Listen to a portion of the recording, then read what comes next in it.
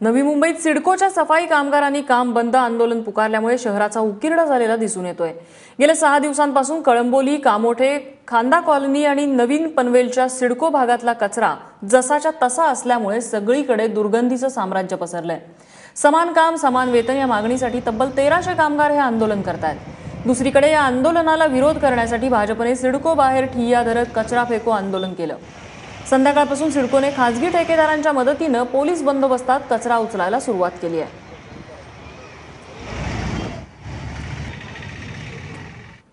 या संपूर्ण वसाहतीमध्ये खारघर घ्या, कळंबोली, कामोठा, तळोजा, नावडा, त्याचबरोबरीनं करंजाडे, कळंबोली, खांदा कॉलनी, नवीन पनवेल या सगळ्या भागामधला कचरा आज गेले 6 दिवस रस्त्यावरती आहे। माझं म्हणणं आहे की दोघंही दोषी आहेत। सिडको प्रशासनही दोषी आहे आणि युनियन सुद्धा दोषी आहे, कारण हा नागरिकांच्या आरोग्याचा प्रश्न आहे।